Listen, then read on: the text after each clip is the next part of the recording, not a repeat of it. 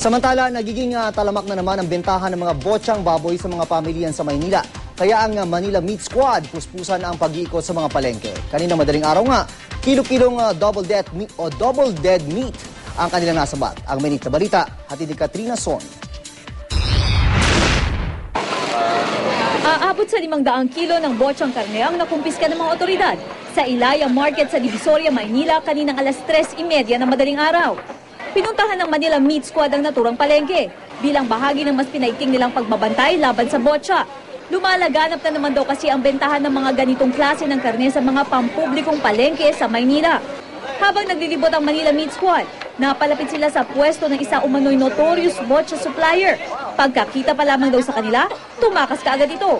Mas pinalakas daw ang operasyon nila laban sa mga nagtitinda ng botsang karne dahil sa mga sakit na maaaring makuha sa pagkain nito. Kaya naman paalala nila sa publiko. Sa ngayon po, medyo maging mapanuri tayo sa ating mga bibiling karne, lalo na sa baboy. Suriin lang po natin yung ating binibilhan at binibiling karne. Hanapin po natin yung sertifikasyon ng pagkakasuri. Nagaling ito sa akreditadong slaughterhouse. Ang mga nakumpiskang karne, dadalhin sa Veterinary Inspection Board for final disposition o yung pagbabaon ng karne sa lupa. Katrina Son, GMA News.